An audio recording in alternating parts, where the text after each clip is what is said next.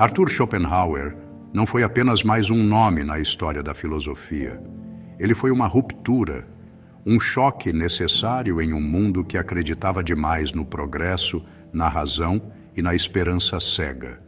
Enquanto outros filósofos celebravam a razão como o caminho da humanidade, Schopenhauer expôs, sem máscaras, a verdade crua da existência.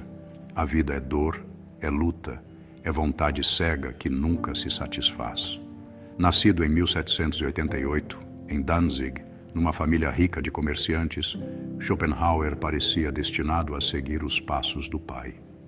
Mas desde cedo, uma sensibilidade sombria o afastava desse caminho. A morte trágica do pai, em um suposto suicídio, marcou sua juventude como uma ferida aberta. Ele carregaria para sempre a visão dura de que a vida não era feita de finais felizes, mas de sobrevivência. Ao contrário de tantos pensadores otimistas de seu tempo, Schopenhauer enxergava o mundo sem ilusões. Para ele, o universo não é racional, mas guiado por uma força obscura, cega e incessante. A vontade. Uma vontade que se expressa em tudo, no impulso de viver, na fome, na reprodução, no desejo constante e nunca saciado. Essa é a engrenagem da existência.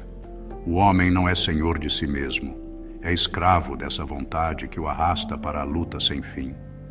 É essa a ideia central de sua obra-prima, O Mundo como Vontade e Representação, publicada em 1818. Um livro que na época foi ignorado.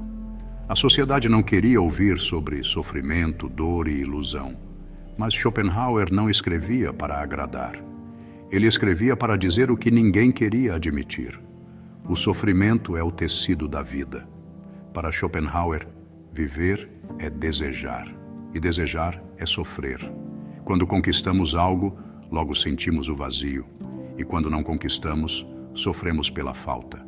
A vida, portanto, oscila entre a dor da falta e o tédio da conquista. É por isso que ele dizia: a vida oscila, como um pêndulo entre a dor e o tédio. Esse pessimismo radical influenciou profundamente escritores e pensadores. Nietzsche, ainda jovem, bebeu de suas ideias antes de superá-las. Freud encontrou nelas a intuição sobre o inconsciente e os instintos.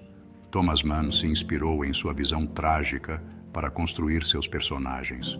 Mas não só de pessimismo vivia Schopenhauer. Ele apontava também saídas. Para ele, a arte tinha o poder de suspender, mesmo que momentaneamente, o sofrimento da existência. Na contemplação estética, ao ouvir uma sinfonia, ao admirar uma pintura, o homem esquece sua própria dor.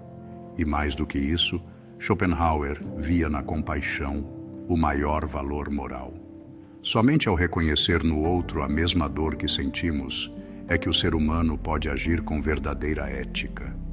Sua vida pessoal, no entanto, foi marcada pelo isolamento. Vivia com seu cachorro, um poodle chamado Atma, ao qual se referia como seu companheiro fiel.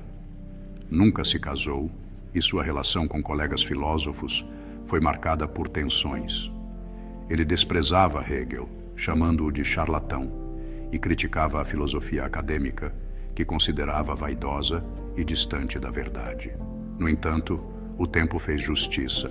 Ignorado em vida, tornou-se um dos filósofos mais lidos e influentes após sua morte, em 1860. Sua visão sombria, longe de ser apenas desespero, revelava uma honestidade brutal. Schopenhauer não dourava a realidade. Ele a mostrava nua. E talvez seja por isso que ainda hoje ele nos incomoda e nos fascina. Porque enquanto buscamos fórmulas fáceis de felicidade, Schopenhauer nos lembra que a vida não deve ser negada, mas compreendida, que o sofrimento não é exceção, mas regra, e que a grandeza de um homem está em encarar essa verdade sem fugir dela. Arthur Schopenhauer nos deixou um legado incômodo, mas necessário. A coragem de olhar para a dor, de entender a vontade cega que nos move e, ao mesmo tempo, de encontrar na compaixão e na arte pequenas luzes que tornam suportável a escuridão da existência. No fim, Sua filosofia não é apenas pessimismo, é lucidez. É um convite a abandonar ilusões e viver com olhos abertos.